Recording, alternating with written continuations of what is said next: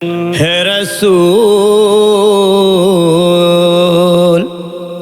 তোমারি জন্য মন কাঁদে, আখি কাঁদে, ভুবন কাঁদে। হে রাসূল তোমারি জন্য মন কাঁদে, আখি কাঁদে, ভুবন কাঁদে। শুধু বেদনা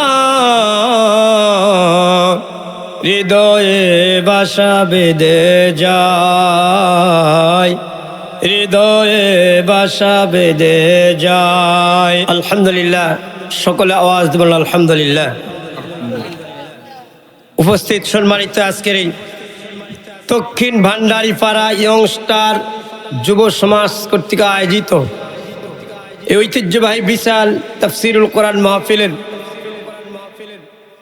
অত্র এলাকার সুনামধন্য এবং আজকের মাহফিলের সম্মানিত সভাপতি সাহেব, আমার শ্রদ্ধেয় বড় ভাই জনাব মোহাম্মদ তোফাজ্জল হোসেন সাহেব, আল্লাহ তাআলা যেন তাকে হায়াতে তৈয়বা দান করেন। সকলে বলেন আল্লাহুম্মা আমিন।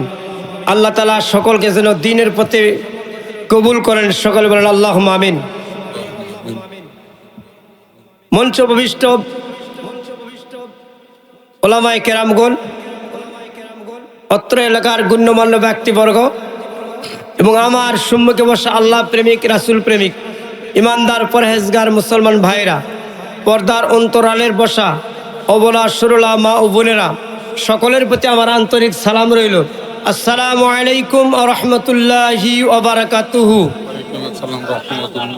আলহামদুলিল্লাহ, সকলে আওয়াজ দেবেন আলহামদুলিল্লাহ। সমস্ত প্রশংসা ও তারিফ সেই মহান রব্বুল আলামিনের দরবারে যে আল্লাহ তাআলা আজকে আমাদেরকে দয়া করে মায়া করে মুসলমানের ঘরে পর্দা পয়দা করে আজকের এই কোরআনের মাহফিলে আসার জন্য, বসার জন্য তৌফিক দান করেছেন। এই জন্য সকলেই শুকরিয়া স্বরূপ আল্লাহর দেওয়া জবান খুলে জোরে সোরে আওয়াজ দিয়ে আর একবার বলেন আলহামদুলিল্লাহ। লাখ কোটি দুরূদ সালাম মানবতার মুক্তিদূত উম্মতের কান্ডারে বিশ্বনবী জনাবে মুহাম্মদুর রাসূলুল্লাহর প্রতি সকলে বলেন সাল্লাল্লাহু আলাইহি ওয়াসাল্লাম। ফের হাজিরিন, সময় সংক্ষিপ্ত।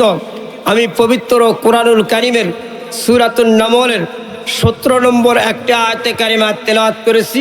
এই আয়াত থেকে আল্লাহ তাআলা আমাকে যতক্ষণ পর্যন্ত বলার তৌফিক দান করবেন আমি আয়াত থেকে আলোচনা করব ইনশাআল্লাহ। সকলে বলেন ইনশাআল্লাহ। আল্লাহ তাআলা যেন তৌফিক দান করেন। সকলে বলেন আল্লাহুম্মা আমিন। আল্লাহ তাআলা এই আয়াতের মাধ্যমে আল্লাহ তাআলার একজন পয়গম্বর হযরতে সুলাইমান আলাইহিস সালাতু ওয়াস সালামের জীবনের কিছু দিক আলোচনা করেছেন। অহংকার সকল পতনের মূল। অহংকার কিসের মূল? অহংকার করলে মানুষের পতন হয়। এই সম্পর্কে এই আয়াতের উপরে আল্লাহ তাআলা আলোচনা করেছেন। সুবহানাল্লাহ বলেন। আল্লাহ রাব্বুল আলামিন এই পৃথিবীর জমিনে 4 জন ব্যক্তিকে সারা পৃথিবীর রাজত্ব দান করেছিলেন। কয়জন ব্যক্তি? 2 জন ছিলেন মুসলমান, 2 জন ছিলেন কাফের। কাফেরদের একজন ছিলেন নমরুদ আর একজন ছিল বখতে নসর। আল্লাহ রাব্বুল আলামিন বখতে নসরকে এমন একটা ঘোড়া দান করেছিলেন, সেই ঘোড়াটা এক কদম থেকে আর এক কদম ফালালে 12 মাইল যাইতে পারত। সুবহানাল্লাহ, কত মাইল? আর মুসলমানদের ভিতরে 2 জন বাদশাহ আল্লাহ তাআলা দান করেছিলেন। একজন ছিলেন বাদশাহ জুলকারনাইন আর একজনের নাম হলো হযরতে সুলাইমান আলাইহিস সালাতু ওয়াস সালাম। সুলাইমান পয়গম্বরকে আল্লাহ তাআলা জিন, পশু, পাখি যত মাখলুকাত আছে সমস্ত মাখলুকাতকে বোঝার মতো, মাখলুকাতের ভাষাগুলি বোঝার মতো আল্লাহ তাআলা তাকে তৌফিক দান করেছিলেন। সুবহানাল্লাহ বলেন। আসুন আয়াত তেলাওয়াত করি। আয়াত থেকে আল্লাহ তাআলা কি বলেন? আল্লাহ রাব্বুল আলামিন বলেন, وحشر لسليمان جنوده من الجن والإنس والطير فهم يوزعون। الله أكبر। আমার আল্লাহ রাব্বুল আলামিন হযরত সুলাইমান আলাইহিস সালাতু ওয়াস সালামকে দুইটা মুজিজা দান করেছিলেন। একটা ছিল তার আংটি। সুলাইমান আলাইহিস সালাতু ওয়াস সালাম যখন এই আংটি হাতে দিত, পৃথিবীর সমস্ত মাখলুকাতগুলি তার কথা মতো উঠত এবং বসত। সুবহানাল্লাহ। আল্লাহ রাব্বুল আলামিন হযরত সুলাইমান আলাইহিস সালাতু ওয়াস সালামকে দ্বিতীয় আরেকটা মুজিজা দিয়েছিলেন। তাকে একটা সিংহাসন দিয়েছিলেন। আজকে আমার শ্রদ্ধায় সভাপতি বড় ভাই তোফাজ্জল হোসেন যদি সিঙ্গাপুর বা মালয়েশিয়া পৃথিবীর যেই রাষ্ট্র সফর করার জন্য যদি তিনি চেষ্টা করেন, ইচ্ছা করেন, সর্বপ্রথমে তাকে কিন্তু পাসপোর্ট করতে হবে। পাসপোর্ট করতে হবে, ওই দেশের ভিসা লাগাতে হবে, এরপরে বিমানের টিকিট করতে হবে, বিমানের ক্রু দরকার, পাইলট দরকার, বিমান বালার দরকার আছে না নাই? বিমানটাকে পরিচালনা করার জন্য এমনি এমনি এগুলো পেট্রোল দিয়ে বিমান চলে না। বিমান চালানোর জন্য আরেকটা অতিরিক্ত পেট্রোল, তার নাম হলো জেট পেট্রোল। এই জেট পেট্রোল দিয়ে বিমান চলে। তোফাজ্জল ভাই যদি এক দেশ থেকে অপর দেশে যাইতে চাই, তাইলে তাকে অবশ্যই এই বিমানের এতগুলো ব্যবস্থা করতে হবে, এরপরে তিনি এই দেশ থেকে আর এক দেশে যাইতে পারবে। কথা বলেন ঠিক কিনা? কিন্তু আমার আল্লাহ রাব্বুল আলামিন হযরত সুলাইমান আলাইহিস সালাতু ওয়াস সালামকে এমন একটা সিংহাসন তক্তা দান করেছিলেন। সুলাইমান আলাইহিস সালাতু ওয়াস সালাম ওই তক্তাকে যদি হুকুম করতো, আমাকে এখান থেকে উড়াইয়া মিশরে নিয়ে চলে যাও, এখান থেকে উড়ে আমাকে সিরিয়াতে নিয়ে যাও, আমাকে ইরাকে নিয়ে যাও, পৃথিবীর যেই রাষ্ট্রে যাওয়ার কথা উনি বলতেন, সঙ্গে সঙ্গে ওই তক্তাখানি তার সিংহাসনটাকে এরকম ভাসায়া এক এলাকা থেকে অপর এলাকায় চলে যাইতো। কোনো তেল, পেট্রোল, ডিজেল কোনো চালকের প্রয়োজন হতো না। জোরে বলেন না সুবহানাল্লাহ। আল্লাহ রাব্বুল আলামিন হযরত সুলাইমান আলাইহিস সালাতু ওয়াস সালামকে এত পাওয়ার দিয়েছিলেন, এত শক্তি দিয়েছিলেন, পৃথিবীর কোন রাষ্ট্রপতি, রাষ্ট্রপ্রধানের নিরাপত্তার জন্য একটি মাত্র জাতি তাকে নিরাপত্তা দেয়, সেই জাতির নাম হলো মানব জাতি। সেই যদি ডোনাল্ড ট্রাম্প হয় বা নরেন্দ্র মোদী হয়, শেখ হাসিনা হক, তারেক জিয়া হক, ডক্টর শফিকুর রহমান হক, পৃথিবীর যত দামি মানুষ হোক না কেন, যত দামি রাষ্ট্রপতি, প্রধানমন্ত্রী হোক না কেন, তাকে প্রটোকল দেওয়ার জন্য, তার নিরাপত্তা দেওয়ার জন্য একটি জাতি, মানব জাতি তাকে নিরাপত্তা দেয়। কথা বলেন ঠিক কিনা? কিন্তু আল্লাহ রাব্বুল আলামিন হযরত সুলাইমান আলাইহিস সালাতু ওয়াস সালাম যখন তার সিংহাসনে বসে থাকতো, তার ডান দিকে আল্লাহ রাব্বুল আলামিন ৬,০০০ মানব জাতিকে তার নিরাপত্তার জন্য দাঁড়ায় রাখতো। আমার মুসলমান ভাইরা, তাফসীরটা একটু ভালো করে শুনবেন। আল্লাহ রাব্বুল আলামিন বলেন, ওয়া হুশিরা লিসুলাইমানা জুনুদিহি মিনাল জিন্নি ওয়াল ইনসি ওয়াত তাইর ফাহুম ইউজাউন। আল্লাহ রাব্বুল আলামিন বলেন, সুলাইমান পয়গম্বর যখন তার সিংহাসনে বসে থাকতো, ডান পাশে ৬,০০০ মানব বেষ্টিত সৈন্যরা তাকে পাহারা দিত, বাম দিকে সুলাইমান আলাইহিস সালাতু ওয়াস সালামকে আরো ৬,০০০ জিন জাতি পাহারা দিত। আল্লাহু আকবার।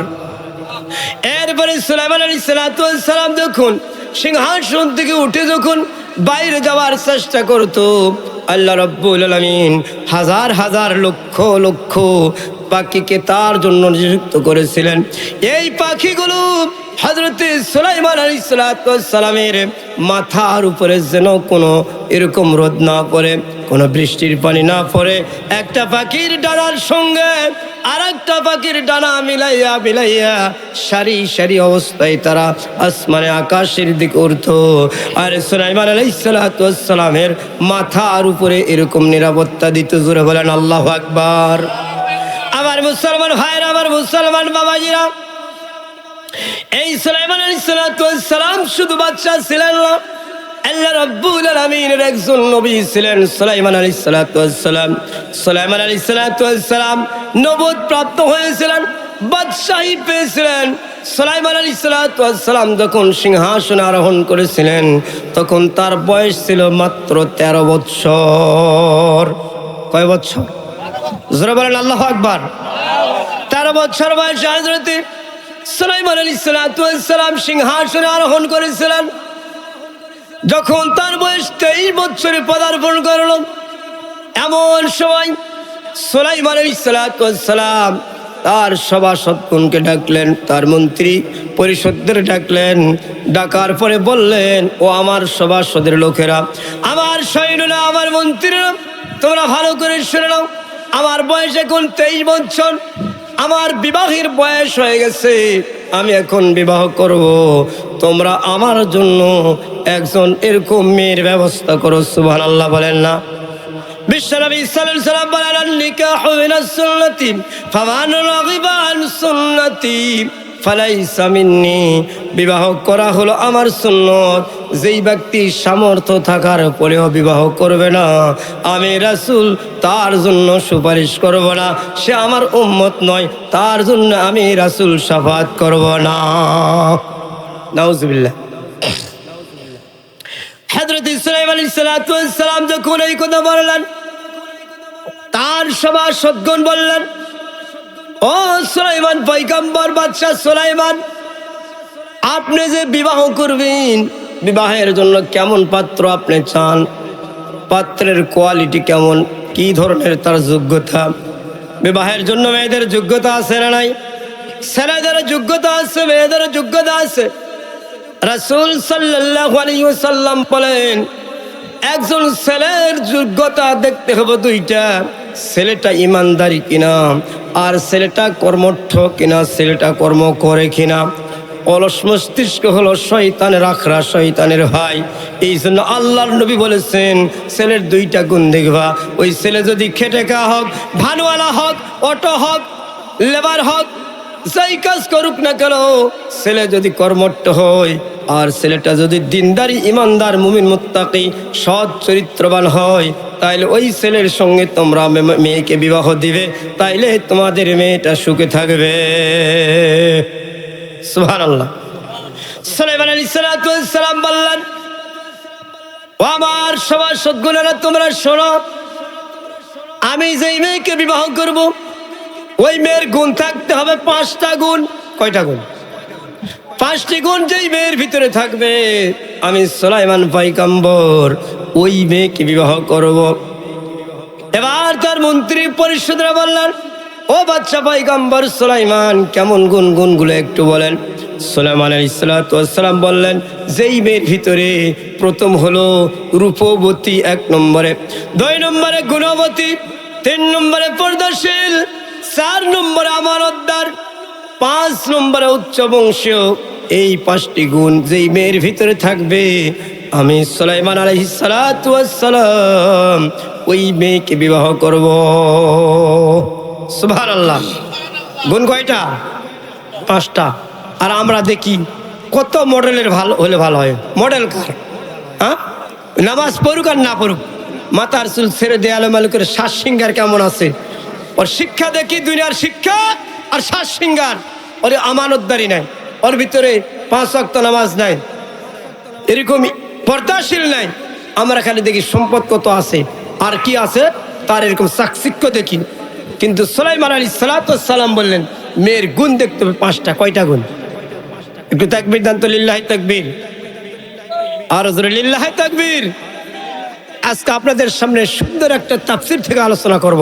আল্লাহ তাআলা যেন আমাকে তৌফিক দান করেন, আল্লাহুম্মা আমিন। হযরত সুলাইমান আলাইহিস সালাম এই 5টি গুণের কথা বললেন। এই খবর সারা পৃথিবী ব্যাপী ছড়াই গেল। শহর থেকে বন্দর, বন্দর থেকে গ্রাম, বিভিন্ন মহলেই খবর চলে গেল। পৃথিবীর বাদশা সুলাইমান আলাইহিস সালাম মেয়ে বিবাহ করবে, মেয়ের 5টি গুণ দিয়েছে। বিভিন্ন জায়গায় খোঁজা হলো, তালাশ করলো, 4টি গুণ পাওয়া যায়, 5টি গুণ পাওয়া যায় না। সুন্দরী যদি হয়, পর্দাশীল হয় না, আবার পর্দাশীল হলে সুন্দরী হয় না। আবার যদি পর্দাশীল হয়, সুন্দরী হয়, রূপবতী হয়, গুণবতী হয়, আমানতদারী হয়, উচ্চ বংশ হয় না, এমনি করে সুলাইমান আলাইহিস সালামের এরকম অনেক দিন অতিবাহিত হয়ে গেল, কোনো খবর তার কাছে আসলো না। এরকম সুলাইমান আলাইহিস সালাম আবার তার সভাসদগণদের ডাকলেন। ডাকার পরে বললেন, ও আমার মন্ত্রীরা, আমার সভাসদগণেরা, তোমরা কি আমার জন্য এই 5টি গুণে গুণান্বিত কোনো মেয়ে কি পাও নাই? বললেন, না জাহাপনা, ও পয়গম্বর সুলাইমান, আমরা অনেক খুঁজেছি, 5টি গুণ পাওয়া যায় না, এরকম 4টি গুণ পাওয়া যায়। এই খবর জেলে পল্লীতে চলে গেল। ওই সময়ে একজন জেলে ছিল, ওই জেলের একজন সুন্দরী রূপবতী আমানতদার পর্দাশীল একজন মেয়ে ছিলেন। এবার ওই মেয়ে কি করলেন, এবার জেলে এই খবর যখন পাইল হযরত সুলাইমান আলাইহিস সালাম 5টি গুণ যেই মেয়ের ভিতরে থাকবে সেই মেয়েকে বিবাহ করবে। এবার সুলাইমান আলাইহিস সালামের এই 5টি গুণের কথা ওই জেলে পল্লীতে চলে গেল। ওই জেলে ছিল মাছ প্রত্যেক দিন ধরত।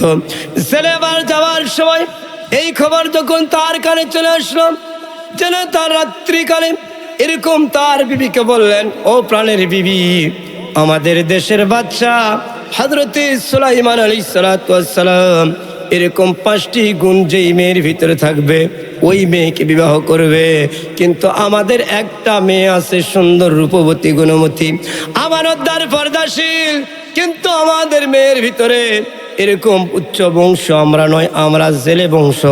আমাদের যদি উচ্চ বংশ থাকতো, আমরা যদি উচ্চ বংশের হতে পারতাম, তাইলে আমাদের আদরের মেয়েটাকে সুলাইমান পয়গম্বরের হাতে বিবাহ দিতাম। সুবহানাল্লাহ। এবার পরের দিন এই জেলের স্ত্রী তার মেয়েকে মাথায় তেল দিতেছে। মায়েরা মেয়েদের মাথায় তেল দিয়ে দেয় না, ভাবিরা দেয়, চাচিরা দেয়। সুলাইমান আলাইহিস সালামের এবার এই কথাগুলি ওই মেয়ের মা, জেলের স্ত্রী তার মেয়েটাকে বলতেছে, ও প্রাণের মা, ও প্রাণের কন্যা, ও আমার মেয়ে, আমাদের দেশের বাদশা সুলাইমান পয়গম্বর এরকম বিবাহ করবে, মেয়ের 5টা গুণ দিয়েছে, শর্ত দিয়েছে, কিন্তু আমরা অনেক দেখলাম আমাদের ভিতরে 4টা গুণ আছে, তোমার ভিতরে 4টা গুণ আছে। আমরা যদি উচ্চ বংশ হতে পারতাম তাইলে তোমার সঙ্গে এই রাজ্যের বাদশা, এই পৃথিবীর বাদশা সুলাইমান পয়গম্বরের সঙ্গে বিবাহ দিতাম। এবার জেলের মেয়ে ডাকতে পারেন, মাগমা, ওই বাচ্চা সুলাইমান পয়গম্বরকে যে রব্বুল আলামিন বানাইছে, আমি জেলের মেয়ে, আমাকেও সেই আল্লাহ বানাইছে। কথা বলেন ঠিক কিনা? আমি জেলের মেয়ে হয়েছি তো কি হয়েছে, আল্লাহ যদি ওই সুলাইমান পয়গম্বরের সঙ্গে আমার বিবাহ লিখে রাখে তাইলেও তো বিবাহ হইতে পারে। সুবহানাল্লাহ। এবার জেলের মেয়ে চিঠি লিখলেন সুলাইমান পয়গম্বর বরাবর, আর লিখে দিলেন, ও বাচ্চা সুলাইমান পয়গম্বর সুলাইমান, আমি উমুক জেলে পল্লী থেকে চিঠি লিখতেছি আপনার শানে, আপনার উদ্দেশ্য করে। আমি জেলের মেয়ে হতে পারি, আমি রূপবতী গুণবতী পর্দাশীল আমানতদার, আমার শুধু উচ্চ বংশ নয়, আমি জেলের মেয়ে হবার পরেও আমি ওয়াদা দিতেছি, আপনি যদি আমারে বিবাহ করেন, এরকম আইয়ুব আলাইহিস সালামের মতো আপনার যদি কোনোদিন দুরারোগ হয়, আমি জেলের মেয়ে ওয়াদা করতেছি, আমার নিজ জিহ্বা দিয়ে আপনার শরীরকে পরিষ্কার করে দিব। সুবহানাল্লাহ। এই চিঠি লিখলেন জেলের মেয়ে। চিঠি লেখার পরে চিঠিখানা চলে গেল হযরত সুলাইমান পয়গম্বরের কাছে। তার একজন মন্ত্রী এই চিঠিখানা নিয়ে চলে গেলেন। যাওয়ার পরে সুলাইমান আলাইহিস সালামকে বলতেছে, ও বাচ্চা সুলাইমান পয়গম্বর, এরকম একজন জেলে পল্লী থেকে একজন মেয়ে একটা চিঠি লিখেছে আপনার উদ্দেশ্যে, আপনার চিঠি এখানে একটু খুলে দেখেন, চিঠির ভিতরে কি লিখেছে আমরা জানি না। এবার সুলাইমান আলাইহিস সালামের হাতে চিঠিখানা দিয়ে দিলেন। মন্ত্রী দেওয়ার পরে সুলাইমান আলাইহিস সালাতু ওয়াস সালাম এবার চিঠিখানা খুললেন। চিঠি খোলার পরে চিঠিখানা পড়লেন সুলাইমান আলাইহিস সালাতু ওয়াস সালাম। পড়ার পরে দেখলেন সুলাইমান আলাইহিস সালাতু ওয়াস সালাম যে 5টি গুণের কথা উল্লেখ করেছেন, 7টি গুণ আছে ওই মেয়ের মধ্যে। ওই মেয়ের মধ্যে 7টি গুণ আছে, শুধুমাত্র 1টি গুণ নাই, মেয়েটি হলো উচ্চ বংশীয় নয়। কথা বলেন ঠিক কিনা? এবার সুলাইমান আলাইহিস সালাতু ওয়াস সালামের মনের ভিতরে অহংকার পয়দা নিল।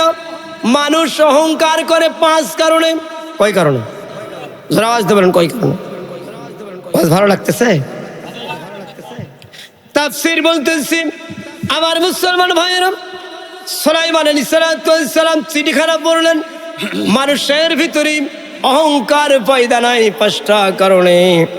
1 নম্বর হলো মানুষের যদি আত্মমর্যাদা হয়, আমি অমুক বংশের লোক, আমি অমুক নেতার লোক, আমি অমুক দলের লোক, আমার অনেক পাওয়ার আছে, শক্তি আছে। আত্মমর্যাদা যখন মানুষের অন্তরের ভিতরে তৈরি হবে তখন মানুষের অহংকারটা বেড়ে যায়। 2 নম্বরে মানুষের যখন ক্ষমতাশালী হয় তখন মানুষের এরকম অহংকার বেড়ে যায়। মানুষের যখন ক্ষমতা বেড়ে যায়। 3 নম্বরে মানুষের যখন এরকম সম্পদ বেড়ে যায় তখন তার ভিতরে অহংকার পয়দা নাই। 5 নম্বরে উচ্চ শিক্ষায় যখন শিক্ষিত হয় তার ভিতরে শিক্ষার অহংকার চলে আসবে। এরকম 5 নম্বরে এরকম মানুষ যখন দেখতে সুন্দর, সুন্দরী রূপবতী হয়, সে ছেলে হোক আর মেয়ে হোক, তখন তার ভিতরে আত্ম অহংকার চলে আসে। হযরত সুলাইমান আলাইহিস সালাতু ওয়াস সালাম চিঠিখানা পড়লেন। পড়ার পরে চিঠিখানা ছিঁড়ে ফালাই দিলেন। জেলের মেয়ে তাকে কেন বিবাহ করবো? ওয়ামাকারু ওয়ামাকারাল্লাহ ওয়াল্লাহু খায়রুল মাকিরিন। আল্লাহু আকবার। আল্লাহ রাব্বুল আলামিন বললেন, সুলাইমান তোমার ভিতরে অহংকার পয়দা হয়েছে, আমি তোমাকে পরীক্ষা নিব, শাস্তি দিব। আল্লাহু আকবার। সুলাইমান আলাইহিস সালাতু ওয়াস সালাম জিনদেরকে শাসন করতেন। এরকম জিনদের ভিতরে অনেক দুষ্ট জিন ছিল। একজন দুষ্ট জিন সব সময় সুলাইমান আলাইহিস সালাতু ওয়াস সালামের পিছু পিছু ঘুরতো। যখন সুযোগ পাইবে তার আল্লাহর দেওয়া মুজিজার আংটিখানা চুরি করবে। কি করবে? যেহেতু আংটির ভিতরে সকল কিছু ক্ষমতার উৎস আল্লাহ দিয়েছেন, ওই আংটিখানা সুলাইমান আলাইহিস সালাতু ওয়াস সালামের হাতে যতক্ষণ থাকতো ততক্ষণ পর্যন্ত পৃথিবীর সব মাখলুকাতগুলি তার কথা শুনতো। এই মুজিজার আংটি কেমন করে চুরি করবে? সুলাইমান আলাইহিস সালাতু ওয়াস সালাম কি করলেন? এরকম একটা বিশাল এরকম আয়োজন করা হলো, মাহফিলের বিশাল বড় একটা অনুষ্ঠানের আয়োজন করা হলো। এবার সুলাইমান আলাইহিস সালাতু ওয়াস সালামকে ওই অনুষ্ঠানের প্রধান অতিথি বানায় দিলেন। সুবহানাল্লাহ। প্রধান অতিথি সুলাইমান আলাইহিস সালাতু ওয়াস সালাম এবার চলে গেলেন। যাবার পরে আসন গ্রহণ করবে। আসন গ্রহণ করার পূর্বে সুলাইমান আলাইহিস সালাতু ওয়াস সালামের স্টেঞ্জার এরকম চাপ দিল, এরকম পায়খানার তরফ পড়ে গেল। সুলাইমান আলাইহিস সালাতু ওয়াস সালাম তার বিশ্বস্ত একজন জিন ছিল, জিনের হাতে আংটিখানা দিয়ে দিল আর বলল, ও জিন, তুমি ও আমার সৈন্য, তুমি আমার এই আংটিখানা যতক্ষণ পর্যন্ত আমি ফিরে না আসবো ততক্ষণ পর্যন্ত তুমি এই আংটিখানা যেন কাউকে দিবা না।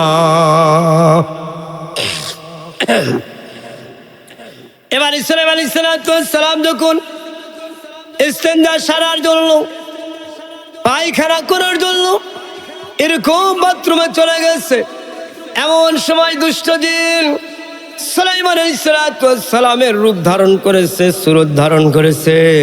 জিনেরা শুধু বিশ্ব নবী সাল্লাল্লাহু আলাইহি ওয়াসাল্লাম ব্যতীত পৃথিবীর যে কোনো মানুষের সুরত ধারণ করতে পারে। কথা বলে ঠিক কিনা? এবার এই দুষ্ট জিন কি করলেন? সুলাইমান আলাইহিস সালাতু ওয়াস সালামের সুরত ধারণ করলেন। ধারণ করার পরে ওই যে বিশ্বস্ত সৈন্যর হাতে আংটি ছিল, এবার এই দুষ্ট জিন গিয়ে বলতেছে, আংটি দাও। উনি এরকম চেহারার সঙ্গে চেহারা মিলাইলেন, তার পোশাকের সঙ্গে পোশাক মিলাইলেন, পোশাকে কয়টা বোতাম ছিল সেইটাও মিলাইলেন, কালার মিলাইলেন, সব মিলাই গেল। এবার দুষ্ট জিনের হাতে আংটি চলে আসলো। দুষ্ট জিন সঙ্গে সঙ্গে দৌড় মেরে গিয়ে সিংহাসনের উপরে বসে পড়লেন। বসার পরে উনি এরকম ভাষণ দিতে শুরু করলেন, যেমনি করে আমাদের দেশ থেকে প্রধানমন্ত্রী শেখ হাসিনা যখন পালায় গেল, সঙ্গে সঙ্গে সেনা প্রধান আর ডক্টর ইউনূস আসন গ্রহণ করলেন আর জাতির উদ্দেশ্যে ভাষণ দিয়েছিলেন কিনা, কথা বলেন ঠিক কিনা? জাতিকে আশ্বস্ত করার জন্য ভাষণ দেওয়া শুরু করে দিলেন। এই দুষ্ট জিন এবার ভাষণ দিতেছে সিংহাসনের উপরে বসে। এবার দেশের মানুষেরা, ও আমার জাতিরা, তোমরা শুনে নাও, শুনে নাও, তোমরা সাবধান হয়ে যাও। আমাদের দেশে কিন্তু নকল সুলাইমান পয়গম্বর বাইর হয়েছে। আল্লাহু আকবার।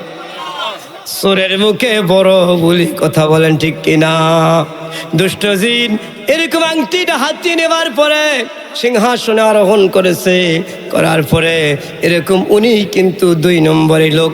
এবার সিংহাসনের উপরে আরোহণ করা, বাচ্চারা সরে দেন, আরোহণ করার পরে বলতেছে, ও আমার দেশের মানুষেরা, ও আমার জাতির লোকেরা, তোমরা ভালো করে শুনে নাও, দেশের ভিতরে কিন্তু এরকম 2 নম্বর সুলাইমানের আবির্ভাব হয়েছে। নিজেকে কিন্তু সুলাইমান বলে দাবি করবে, এরকম নিজেকে কিন্তু বাদশাহী বলে দাবি করবে, নিজেকে কিন্তু পয়গম্বর বলে দাবি করবে। যখন সে দাবি করবে তোমরা তাকে ধরবা আর উত্তম মধ্যম তাকে দিবা। সুবহানাল্লাহ। অহংকার কিসের মূল? ধরে বলেন, অহংকার কিসের মূল? পতনের মূল।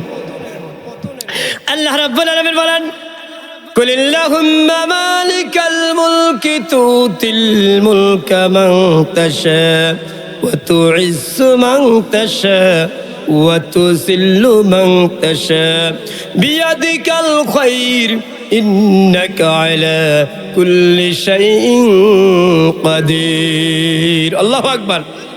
আল্লাহ রাব্বুল আলামিন বলেন, ও দুনিয়ার মানুষ, আমি যাকে ইচ্ছা তার কাছ থেকে ক্ষমতার চেয়ার কেড়ে নাই, কথা বলেন ঠিক কিনা? আবার যাকে ইচ্ছা তাকে আমি ক্ষমতার চেয়ারে বসাই দেই। এবার সুলাইমান আলাইহিস সালাম এরকম বাথরুম থেকে বাইর হয়ে যখন আসলেন, এদিকে দুষ্ট জিন সিংহাসনে আরোহণ করে জাতির উদ্দেশ্যে ভাষণ দিয়ে দিলেন। জাতিকে উদ্দেশ্য করে নকল সুলাইমান এরকম রাষ্ট্রের ভিতরে বাইর হয়েছে, নিজেকে সুলাইমান বলে দাবি করবে, নিজেকে এই দেশের রাজ্য প্রধান বলে দাবি করবে। তোমরা তাকে যেখানে পাইবা সেখানে কোনো ধোলাই দিবা। এরকম এরকম যখন এই ভাষণ দিয়ে দিল, দেবার কিছুক্ষণ পরে সুলাইমান আলাইহিস সালাম এরকম বাথরুম থেকে আসার পরে বলতেছেন, আমার আংটি দাও। বলতেছে, তুমি কে? বলতেছে, আমি তো সুলাইমান পয়গম্বর। ওয়া মাকারু ওয়া মাকারাল্লাহ ওয়াল্লাহু খায়রুল মাকিরিন। আল্লাহু আকবার। এবার ওই সৈন্য বলতেছে, আপনি যদি সুলাইমান পয়গম্বর হন তাহলে সিংহাসনের দিকে তাকায় দেখেন বসে আছে উনি কে? হায় হায় হায় হায় হায়, মাথায় নষ্ট।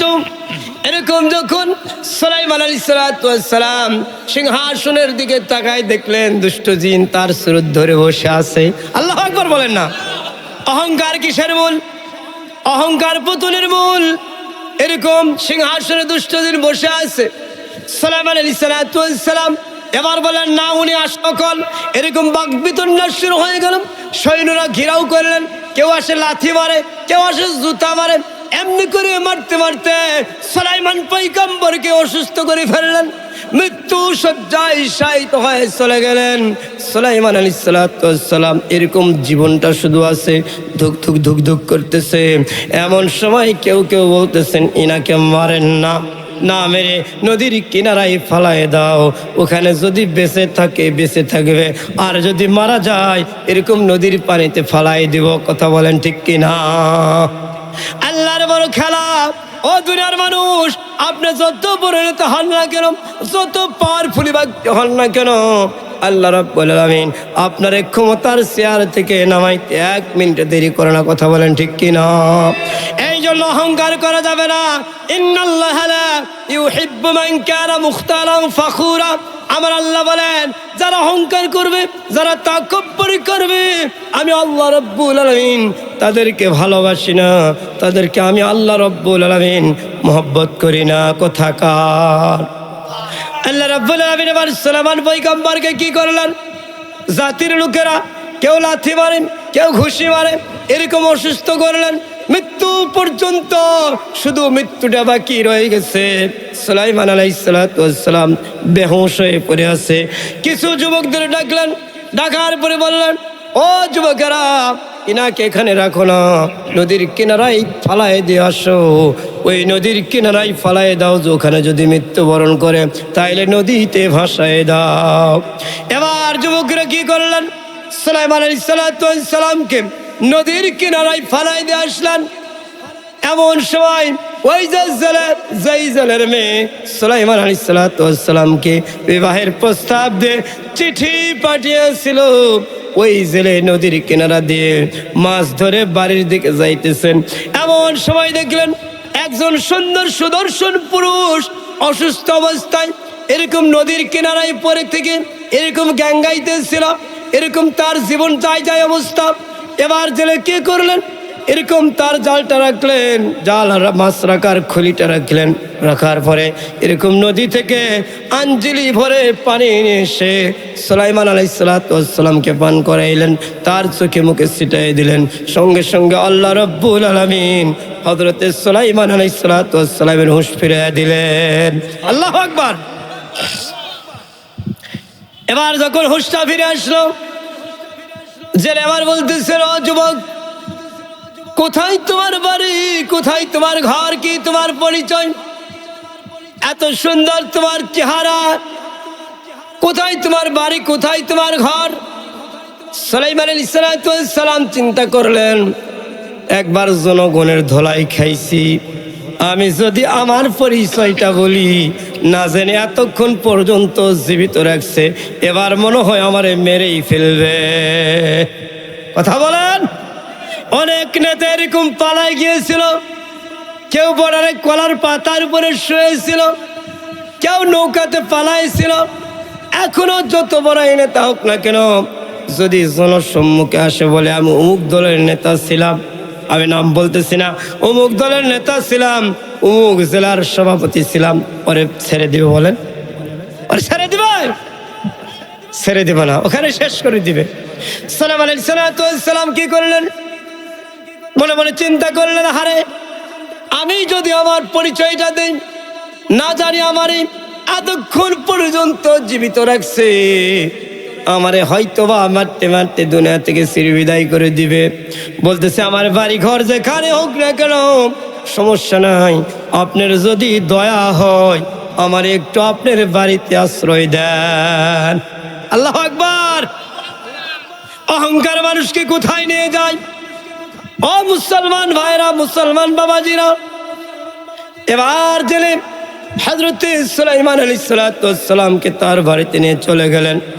যাবার পরে তাকে সেবা শুশ্রূষা করলেন, খাবার দাবারের ব্যবস্থা করলেন। এমনি করে পরের দিন সকালবেলা জেলে সুলাইমান পয়গম্বরকে সঙ্গে নিয়ে নদীতে মাছ ধরার জন্য চলে গেলেন। ওই দিন নদীতে এত মাছ পাইলেন, অসংখ্য মাছ পাইলেন। জেলের মনটা ভরে গেল, হারে, মেহমান আমার বাড়িতে এসেছে, মেহমানের বরকতে আল্লাহ রাব্বুল আলামিন হয়তো আমার এত মাছ দিয়েছে, সুবহানাল্লাহ। কিন্তু উনি তো জানেন না ইনি হলো সুলাইমান পয়গম্বর। আল্লাহ রাব্বুল আলামিনের কত দয়া, কত মায়া।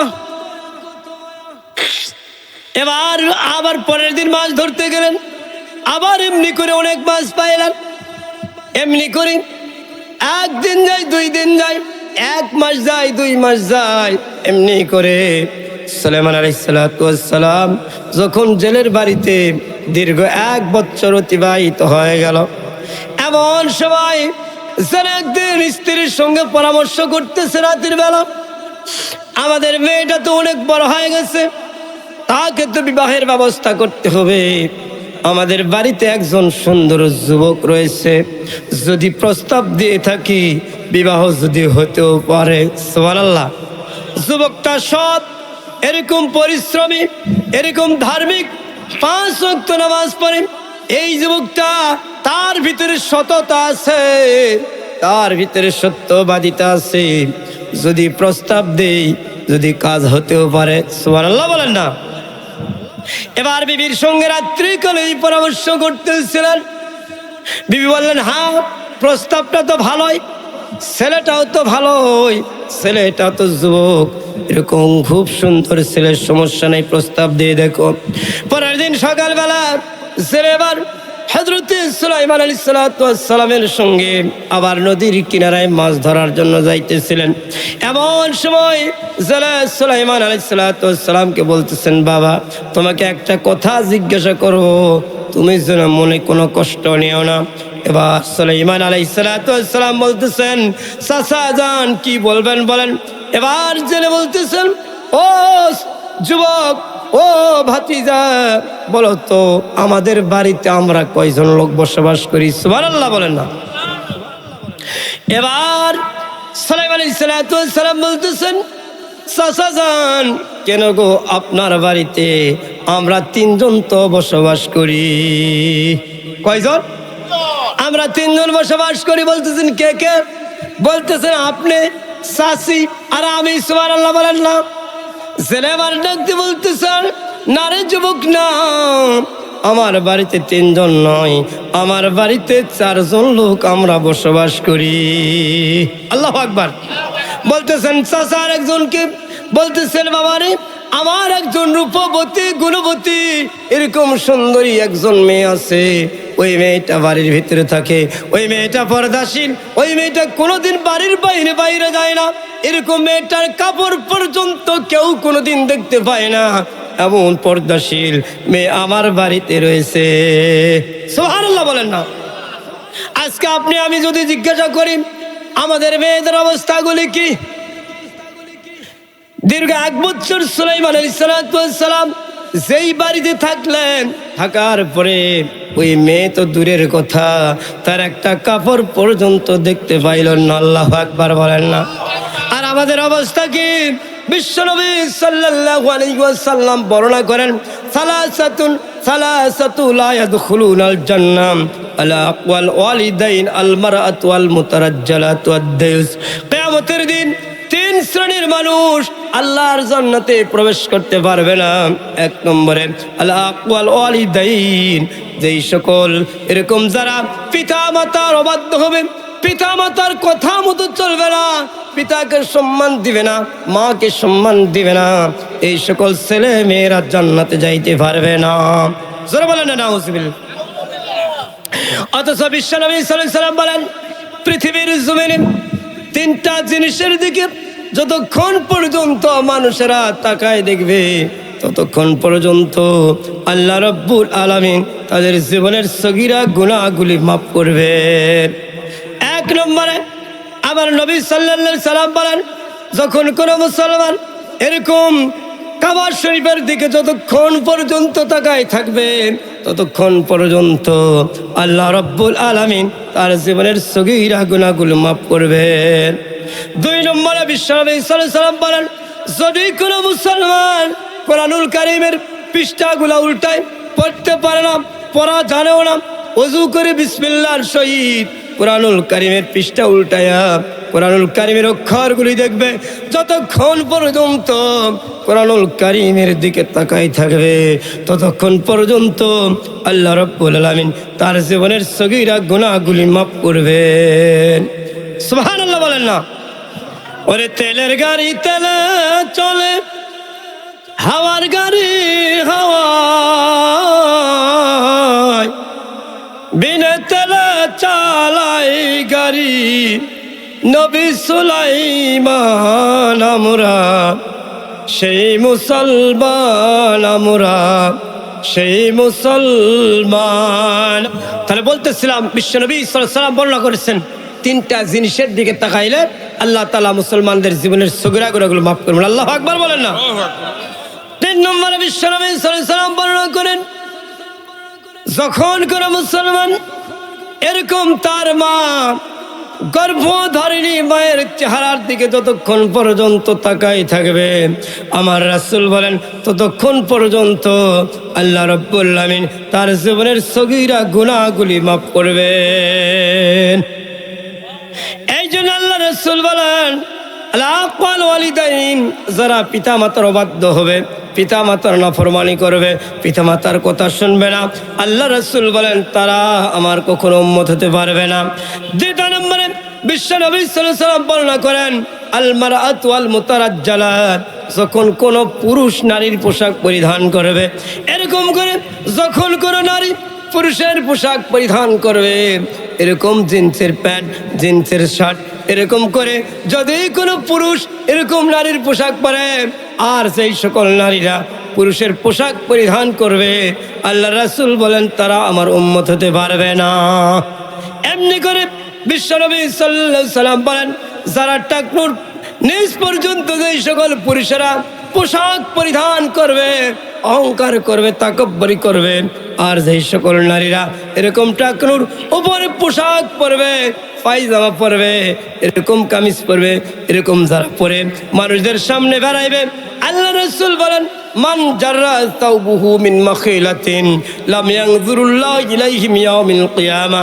আল্লাহ রাসূল সাল্লাল্লাহু আলাইহি সাল্লাম বলেন যেই সকল পুরুষেরা টাকনুর নিচ পর্যন্ত কাপড় পরে অহংকার করে এরকম শিশ্রয়ে হাঁটবে, এরকম যেই সকল নারীরা টাকনুর উপরে পোশাক পরিধান করে এরকম অহংকার করে হাঁটবে, আমার রাসূল বলেন ওই সকল নারী পুরুষদের প্রতি আল্লাহ রাব্বুল আলামিন কিয়ামতের দিন নেক নজরে তাকাইবেন না।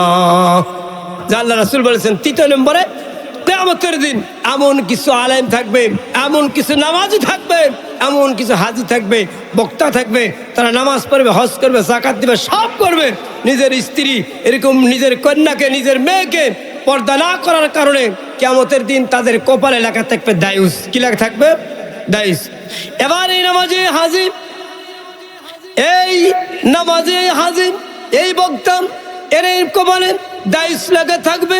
এবার তারা বলবে রব্বুল আলামিন আমরা তো দুনিয়াতে জিনা করি নাই, কিন্তু আমাদের কপালে কেন লেখা?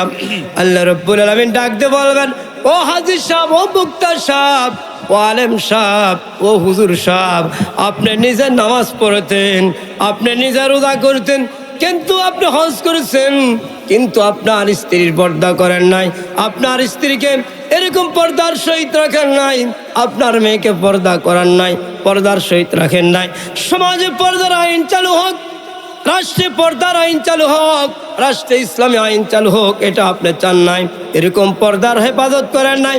এই জন্য আপনার স্ত্রী, আপনার কন্যা যখন রাস্তাতে যাইতো, যত যুবকেরা, যত পুরুষেরা আপনার স্ত্রী এবং আপনার মেয়ের দিকে কু নজরে তাকাইছে, জিনা আইনান নজর, অন্তর দিয়ে জিনার পরিকল্পনা করেছে।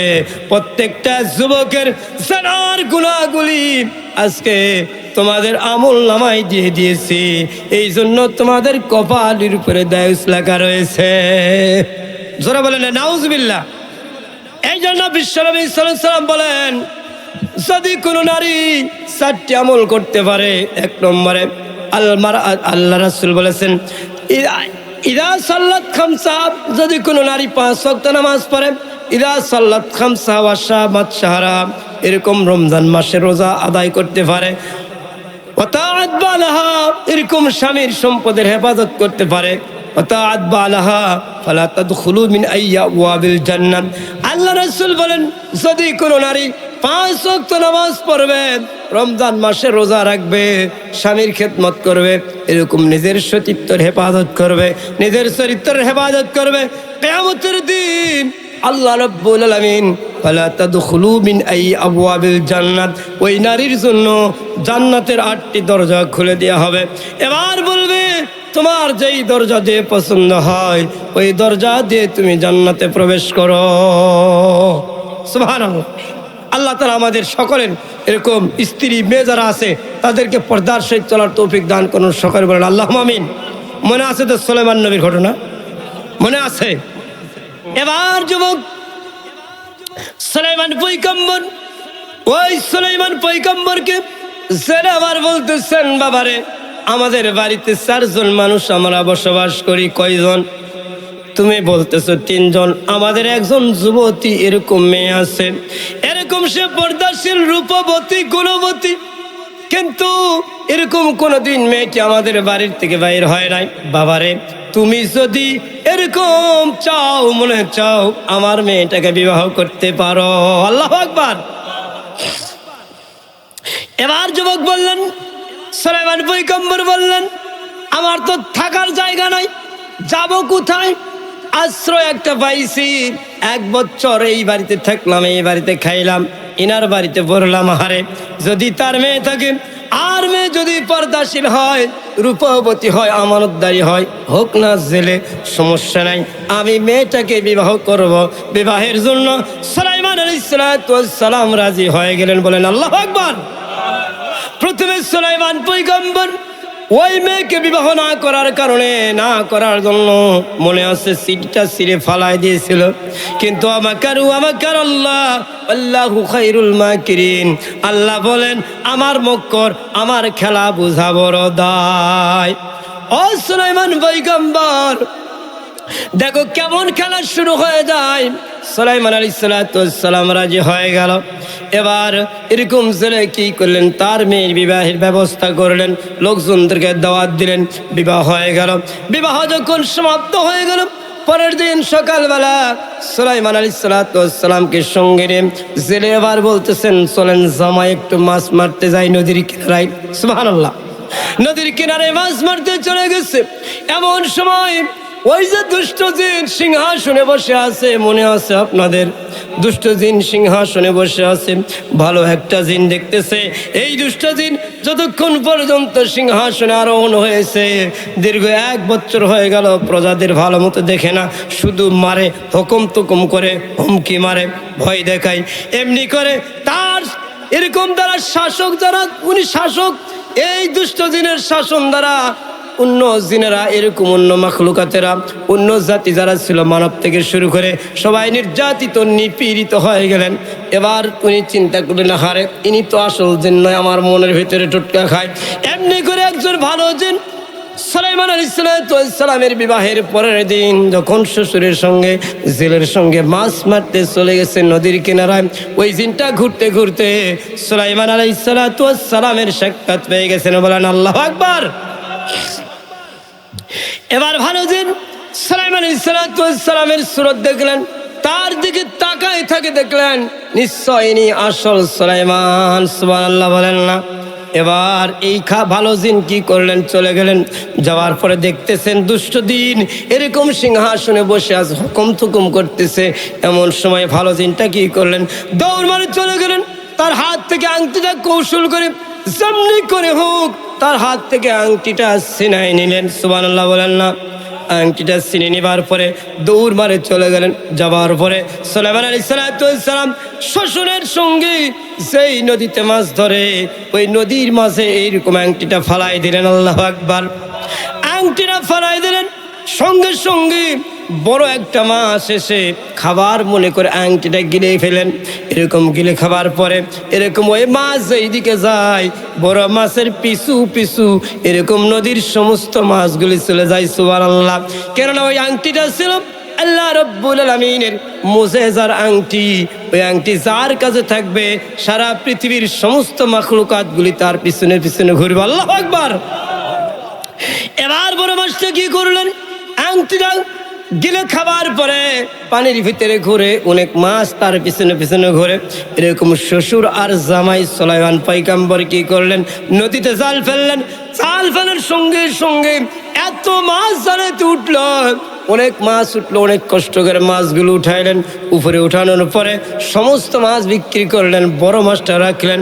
এবার জেলা মনে মনে চিন্তা করলেন, আমি নতুন জামাইরে ভালো কিছু খাবার দিতে পারি নাই, এতদিন পর্যন্ত আমার বাড়িতে ছিল, কাজের মানুষ হিসাবে ওনাকে রেখেছিলাম, আমার সঙ্গে মাছ ধরছে, মাছ বিক্রি করছি, কিন্তু ভালো খাবার দিতে পারি নাই।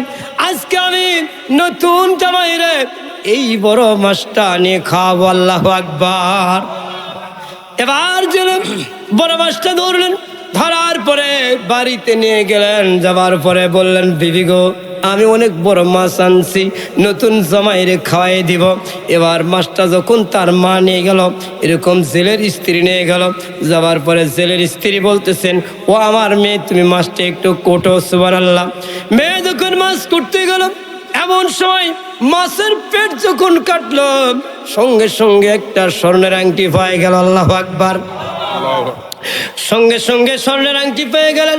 স্বর্ণের আংটিটি পাওয়ার পরে উনি আংটিটা পরিষ্কার করলেন, আর মনে মনে চিন্তা করলেন, হারে, আমি আমার নতুন জামাইরে কিছুই দিতে পারি নাই, আজকে আমি একটা আংটি পাইছি। আল্লাহ যদি আমার তৌফিক দান করে, এই আংটিটা আমি সাইডে ঘষে ঘষে পরিষ্কার করে চকচকা করে এই আংটিটা বাসর ঘরে আমার স্বামীর হাতে আমি পরায় দিব। আল্লাহু আকবার।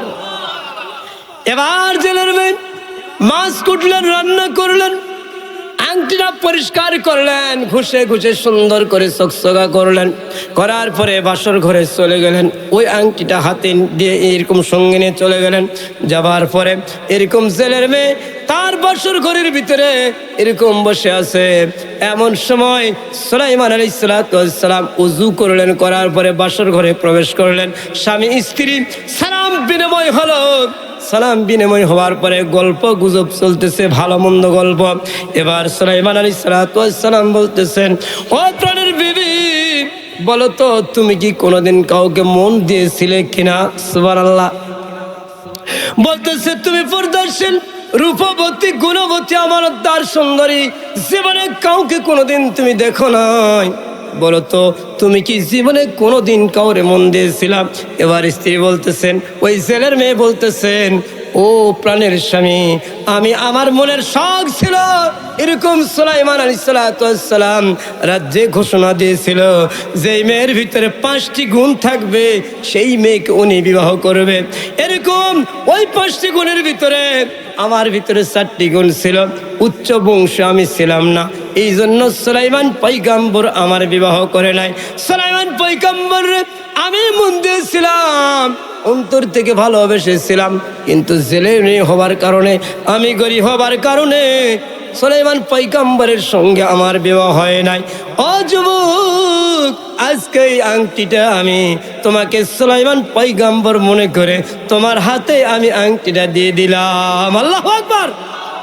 তাফসীর কত সুন্দর মুসলমান, আমরা কিচ্ছা কাহিনী গল্প শুনে অভ্যস্ত, কথা বলেন ঠিক কিনা? তাফসীর ভালো লাগে না? তাফসীর শুনবেন, কিসের গল্প, কিসের কিচ্ছা, কিসের কাহিনী।